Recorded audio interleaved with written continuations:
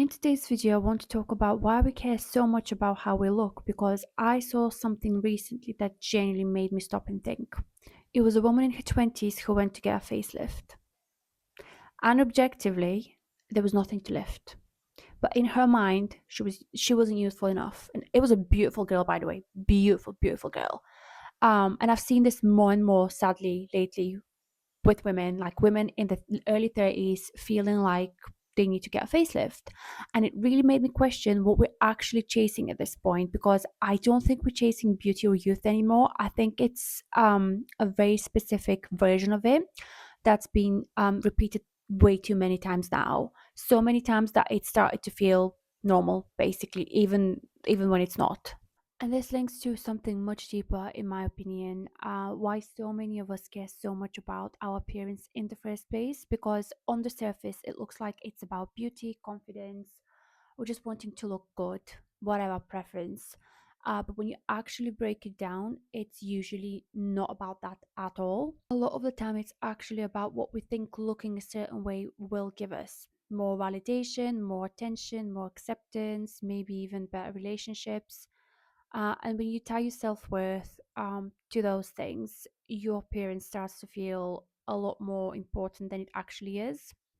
There's actually a name for this pattern, and it's called the arrival fallacy. The belief that once you fix this one thing, you'll finally feel okay, but the finish line keeps moving because the thing you're chasing was never about how you look. Sadly, I know this firsthand. As I talked about that in my last video, my own appearance didn't improve my life in any meaningful way.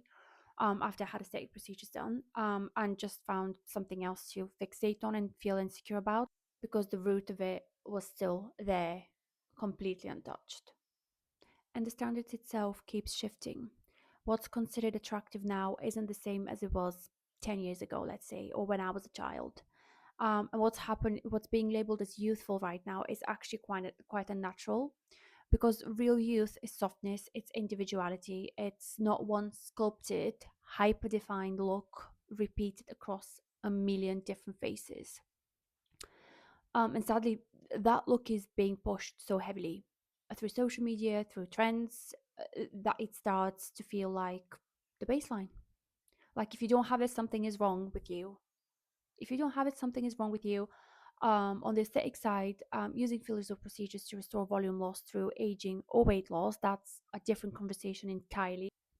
The problem is when we're doing it earlier than we should for reasons we haven't fully examined or for reasons that we don't even fully understand ourselves. Because filler used prematurely, for example, doesn't just sit there, it migrates, it sags, and it compounds over time in ways that can be very painful to reverse. I know this firsthand. I'm not making things up. So really ask yourself what's driving the decision. That question matters more than the decision itself. And the more you're exposed to that narrowed standard, the more your perception shifts. You stop questioning it, it just becomes the baseline. So now someone can look completely fine, objectively attractive, even, and still feel like they're not enough, still feel like they need to change something. And this is where the psychological side comes in, because this isn't just about appearance, it's about insecurity, it's about the belief that your look determines how valued you are. And those beliefs don't come out of nowhere. They're shaped over time through comparison, it's through rejection, through feeling like you weren't chosen. So you start to tell yourself, if I look better, I'd be treated better. If I look different, I'd feel more confident or whatever. If I look like that, my life would change. Yes, looks can help, but hear me out. Even when people do change their appearance, that feeling does not go away. It might quiet down for a while, but it doesn't disappear because the root of it is still there. Beauty has been treated as a currency for centuries, and a lot of the time, the choices we make around it happen on a subconscious level. We are conditioned from a very young age to equate how we look with how much we're worth.